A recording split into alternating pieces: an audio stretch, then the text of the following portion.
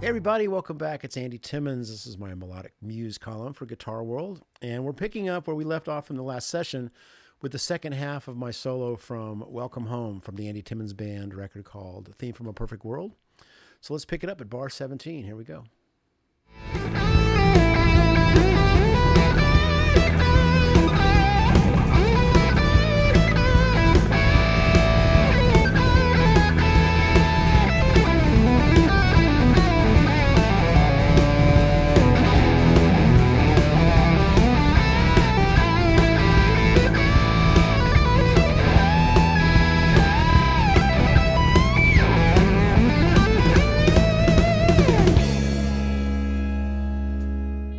All right, we're going to pick up the second half of the solo from Welcome Home.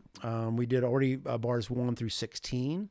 And here's the downbeat of bar 17. That denotes the downbeat. So, and here, again, we're going to get into a thing where now I may not even really allude to the third of each chord, because there's a nice little theme that happens. It just really comes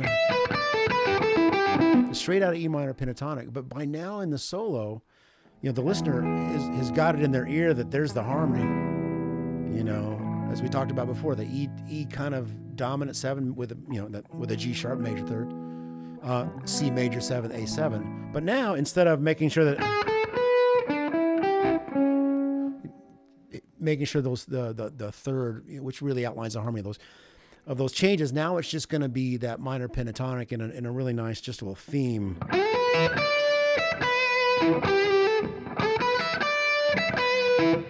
So it can be a really effective thing when now the harmony's changing, but now the soloist or melody is just kind of in this repetitive pentatonic thing. So with each change, it makes that phrase cool for a new reason, you know.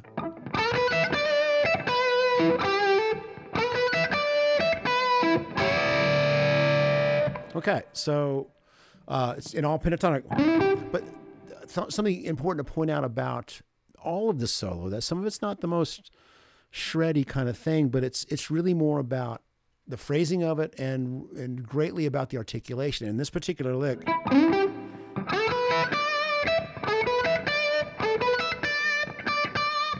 I'm really getting a lot of harmonic content out of certain notes by the way that I'm attacking the string. On those top notes, usually on the treble strings, I have a tendency to pick up instead of down. Here's it down picking. Not bad, but here's up picking. I'm getting a little more scrape out of the pick, and sometimes if I get it just right, there's a nice overtone. Repeat. And here's another nice use of the high E string, because the high E string can work over each chord, and sometimes if I'm playing notes on the G or B string, I'll let that high E ring out for dramatic effect, sometimes supporting the harmony, but also sometimes just for a bit of noise. It's a nice bit of tension, because I'm bending from the C sharp on the 14th fret up to the D. So that, twice in the phrase, there's already that kind of, and it's not dissonance, well, maybe a little bit in the process of the bend, but that high E is part of the harmony on each change. Okay, that's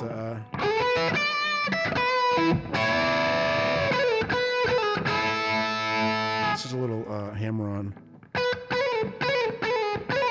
Over, under, sideways, down, taxman, somewhere in there.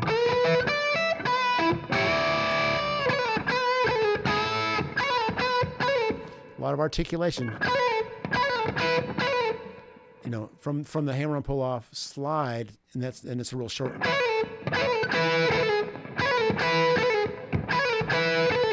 Always make it a point, if at any point in any of these solos you find a little lick that sounds cool to you, isolate it. You don't always have to worry about learning every note of every solo and piece. Sometimes it just might be this one idea. And this is a pretty cool. These are the things that you can kind of extract and then take it in as many different ways and places on the neck you can. really invaluable. I'm trying to teach myself to do that more myself, because there's so much information in solos that I've already played that, man, if I had taken that idea and see how many different permutations I could come up with, it would have been really valuable. So there's the E.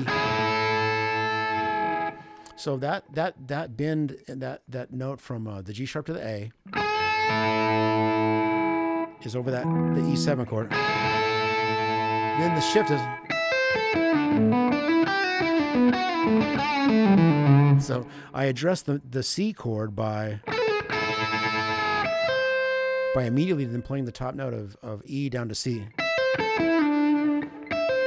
It's actually an A minor arpeggio that I play, but of course that's a relative minor of C major, and then that's resolving to that A7. What?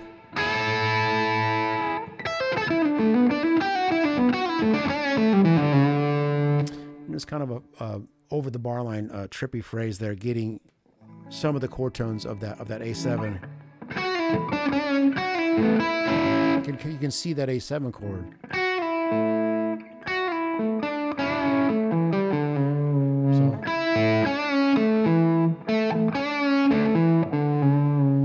very kind of Jeff Becky and Jan Hammery kind of 70s fusion.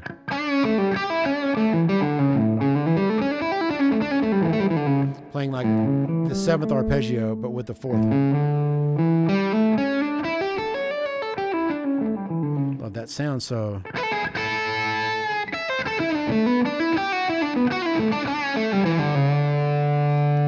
and now one last theme. I just give a real big emphatic low E.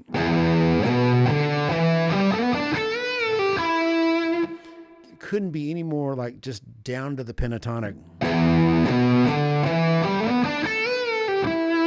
And I remember writing the solo thinking there was that wonderful moment in New Year's Day by U2 where the Edge just plays an open A, an open D, an open G string. And it's this incredibly powerful moment because of the simplicity. And it stuck with me. And I always remembered that. And that's one of those things that, you know, it filters in as you're composing your own stuff. You're remembering these moments that you love from other things that you've heard, that you dug. So you wouldn't necessarily pin that on me for ripping off the Edge, but that's kind of what I was thinking in my head. So I'm almost going to start the phrase again.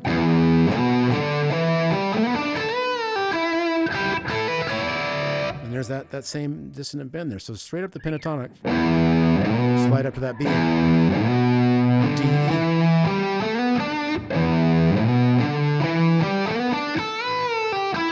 And just a pentatonic bend, that A to B.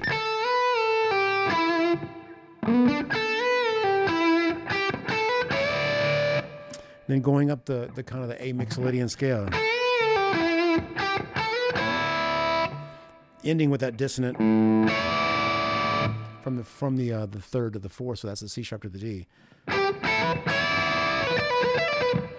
and a little what I got from Ted Nugent from Stranglehold. He was great at sliding the pentatonics around. Again, a lot of drama now I'm getting out of the top E string because now I'm going to bend. We were back to the E7, so I'm going to bend from the G to the A, but then release it a half step. So all that against the drone of the high E. So you get this wonderful rub.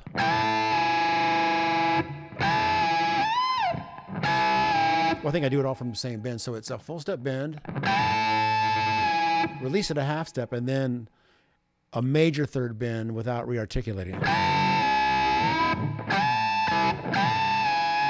Actually, the last one you do re-articulate. So that's bending from the G on the 20th fret up, you know, two whole steps.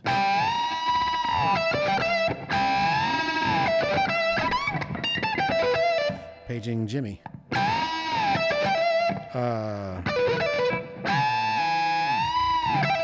Well, that's a little pentatonic. It's a hammer-on pull-off. Just out of that normal E minor pentatonic.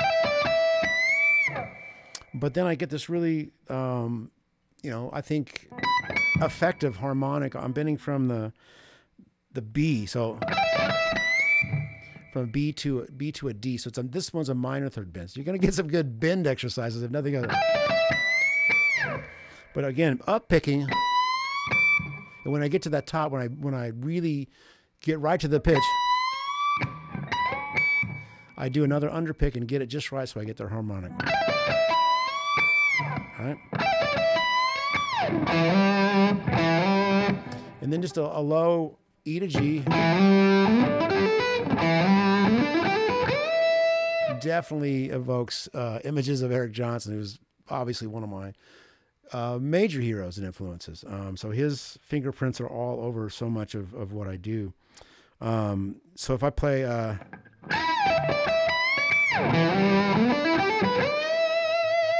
little cone cry there. Okay, but that's it. That's that last little pentatonic.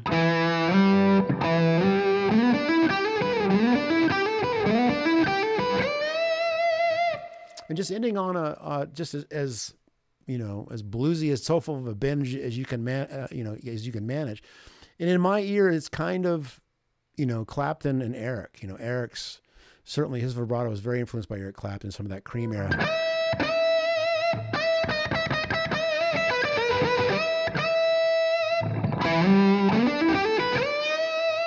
But I take my time getting there.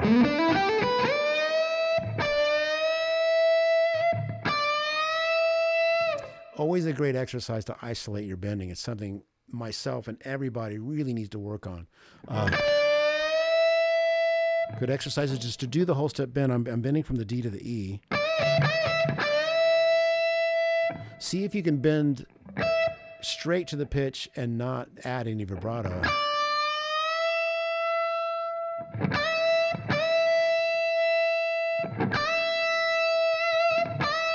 As you can see, I'm doing quite a bit of anchoring. You know, I'm hanging on to the top of the neck.